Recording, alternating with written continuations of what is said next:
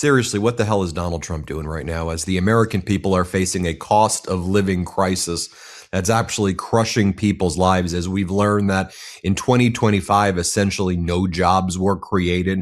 It's basically the worst jobs report other than the great recession when you factored in all of the 2025 data that just came back and all of the downward revisions. But Donald Trump went to a military base. He was in Fort Bragg, North Carolina, as it's called now. And he was talking about how we need battleships, but the battleships can't be stealth because stealth doesn't look pretty. So we need battleships that look like the old battleships, like the Iowa. Here, let's play this clip. Very powerful looking to me. So I said, what about bringing them back? They said, sir, it would be no good. Why do you say that? The new battleship that we have, which I've seen and helped design, I put a little more spirit in the hull, give me a little bit more hull. And I want that ship to look gorgeous, Forget about stealth. They say, oh, it's stealth. They design ugly equipment for stealth. Well, we're designing great-looking equipment, also stealth. Like legitimately a crazy human being. And obviously he doesn't want to talk about the Epstein files. And he's talking about he doesn't like the way stealth looks. And then he says we need to bring back the Iowa battleship in Rancho Palos Verdes in California because he likes the way it looks. And that should be our new battleships. It should be the old ones that don't work anymore. Play this clip. Initial order 10. And I said, what about reinstating the old ships? We have some of them in dry dock. Some of them are museums right now, like the Iowas and Rancho Palos Verdes in California. You have a couple of them, and they're still very powerful looking to me. What are you talking about?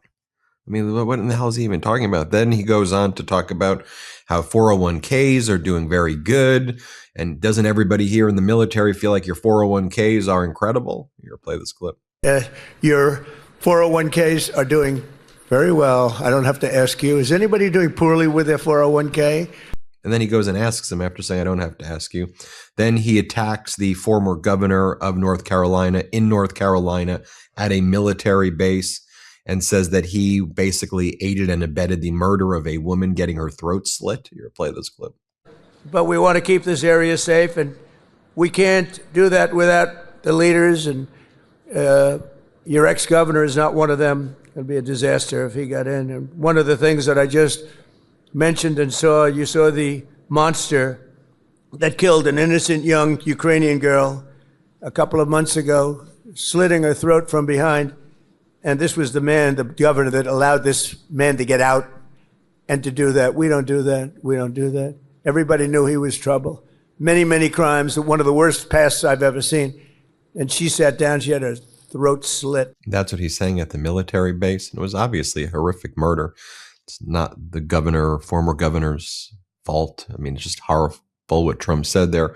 And then if you want to talk about Ukraine, every day there are lots of Ukrainians being killed directly, children being killed, women being killed, men being killed, innocent Ukrainians being killed directly because of you. And then you had Melania with her great speech right here. I'm being sarcastic. Let's play it. The harmony of love of country and love of family is what make us uniquely American. Okay, I can't even hear that anymore. Okay, let's bring in Congressmember Brendan Boyle. Congressman Boyle, it's great to see you as always. I mean, that's the stuff that he wants to talk about. What he obviously doesn't want to talk about is the report that came out this week that the Trump regime is spiking the football about with 2025 jobs. It was interesting because, we'd get these jobs reports in 2025, and there were some months where it was obviously bad.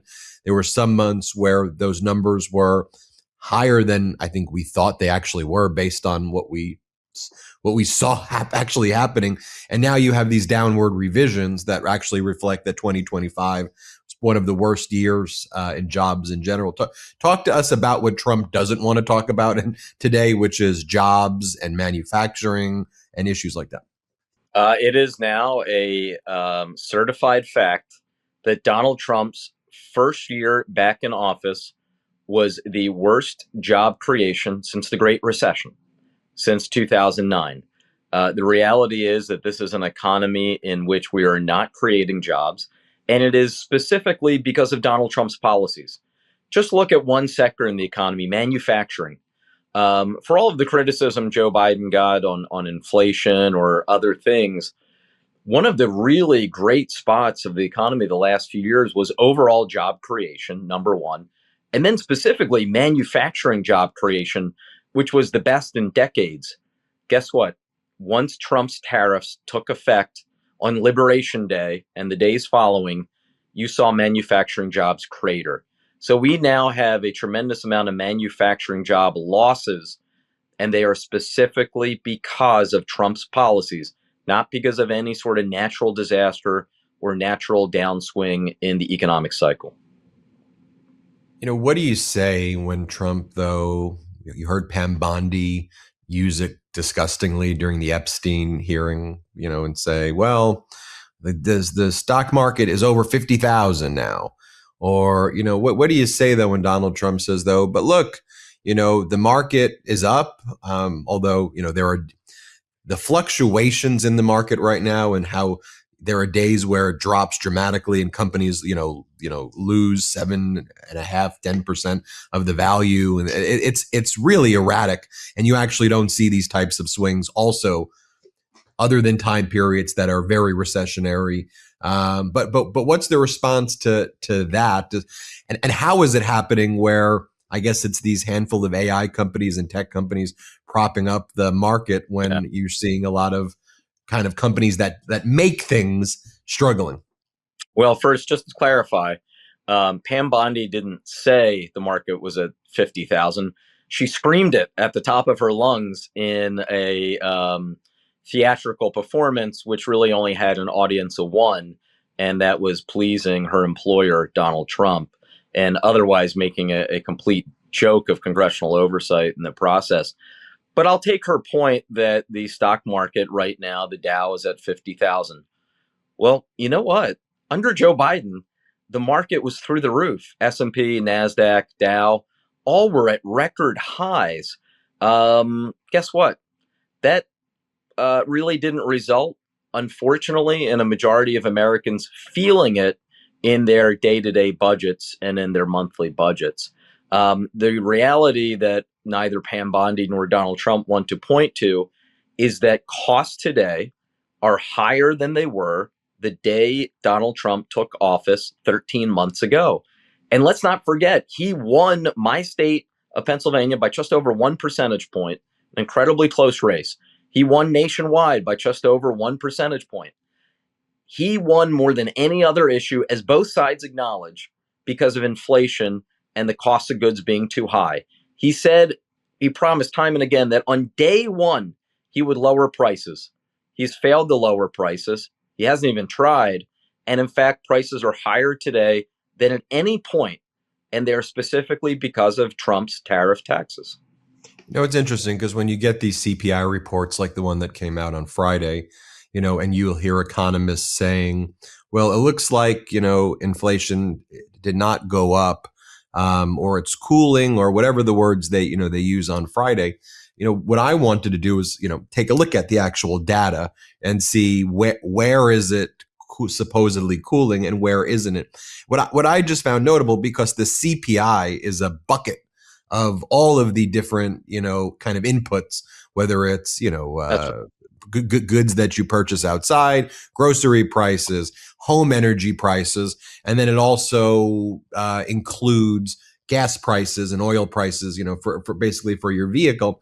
And when I looked at it, what it looks like it is that the crude that we're buying is down, but all these other inputs that actually matter to people, on the stuff that the people feel when they go shopping, when they do a grocery store, when they buy food, their home energy prices, their healthcare costs, those things are up. And when Trump has said, well, if you bring the oil prices down, which I don't necessarily feel here in California when I'm filling it up, maybe a few cents, but nothing like dramatic, he goes, then it all goes down.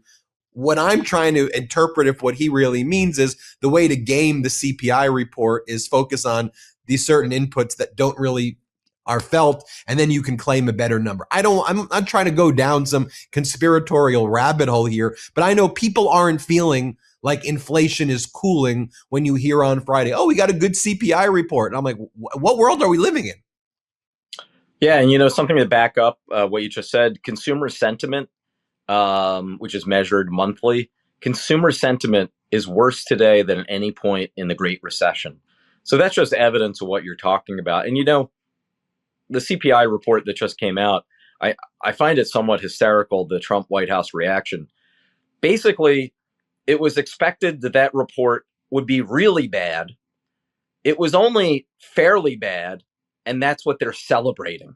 That, a report that was bad for the nation, bad for them, wasn't even worse. That's where we are in the Trump economy. So what's your message to people out there? Like, obviously, the hard part is we're being gaslit. And, the regime says it's great. There's no acknowledgement of what to do. They say it's never been better, golden age. By and large, the news media, although they're becoming less relevant as MeidasTouch and independent media starts, is replacing them. But they're out there parroting this. And the people are left at home saying, I saw graphs like this that we've been putting out at the MeidasTouch network. If you live in Mike Johnson's district, the Trump Republican cost of living increased $2,000 a year for somebody living in Johnson's district. If you live in Steve Scalise, $1,960 more that you spent last year. Tom Emmer, you spent also around $2,000 more. We're feeling it. We're feeling pain. And people are telling us, no, that's not pain. That's low, whatever they're saying. And so it's like, how do we address it? How do we deal with this? What's your message to people? Yeah, I was just saying, congratulations, you're liberated. We're all liberated, living in this post-Liberation Day paradise. If folks out there are curious how much costs have gone up in their area, I have a great tool on my website, boyle.house.gov. As ranking member of the budget committee, worked with staff to create this tool in which you could type in your address and see exactly how much costs have gone up in your congressional district. Because as you pointed out, some of this varies based on where you live. We know that without a doubt, nationally, prices have gone up for everybody.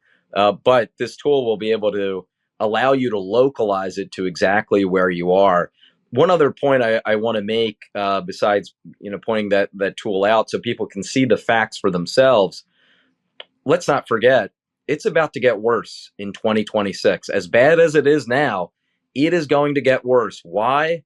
Because of something we talked about a lot last year, Trump's big, beautiful bill, which at a centerpiece was throwing 15 million people off their health care to pay for tax breaks for billionaires.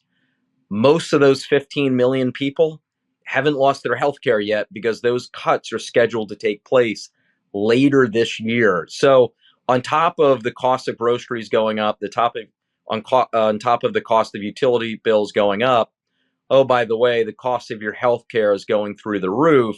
And we are just at the beginning of seeing millions of Americans lose their health care because of Donald Trump and Republicans in Congress. Congressmember Brendan Boyle, appreciate you as always breaking it down for us. Please come back. Happy to.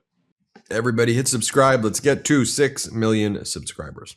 Want to stay plugged in? Become a subscriber to our Substack at MeidasPlus.com. You'll get daily recaps from Ron Filipkowski, ad-free episodes of our podcast, and more exclusive content only available at MeidasPlus.com.